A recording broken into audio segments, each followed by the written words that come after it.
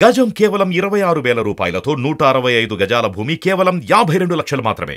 యువజన శ్రామిక రైతు కాంగ్రెస్ పార్టీ అధ్యక్షుడు ముఖ్యమంత్రి అయిన తర్వాత పోలవరం ప్రాజెక్టు మళ్ళీ రివర్స్ టెండరింగ్ అని చెప్పి ఏకంగా 10,000 కోట్లు ఉన్న రాజశేఖర రెడ్డి గారి ప్రాజెక్టును చంద్రబాబు గారు 30,000 కోట్లకు తీసుకెళ్తే జగనన్న గారు 55,000 కోట్ల ప్రాజెక్టుగా చూపించారు.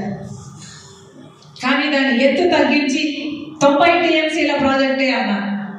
సరే పోనీ అదైనా చేశారా అంటే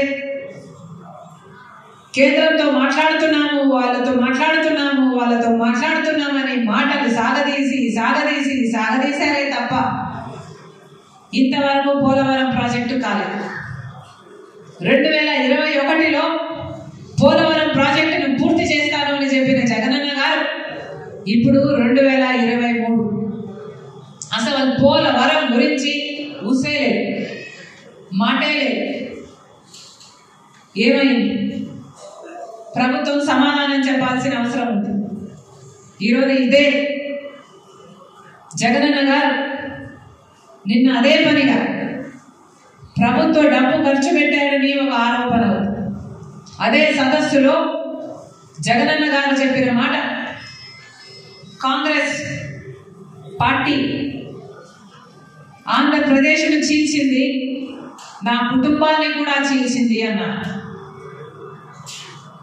వేదిక మీద ముఖ్యమంత్రిగా ఉన్న జగనన్న గారు చేసిన వ్యాఖ్య,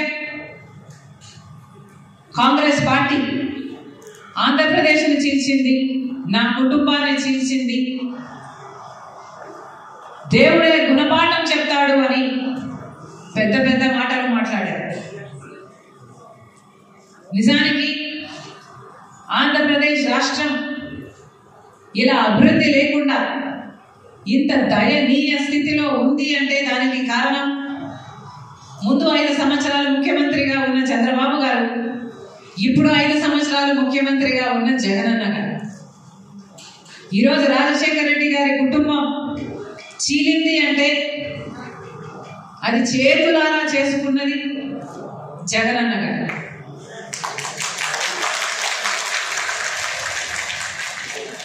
దీనికి సాక్ష్యం దేవుడు, దీనికి సాక్ష్యం నా తల్లి విజయమ్మ, రాజశేఖర రెడ్డి గారి భార్య,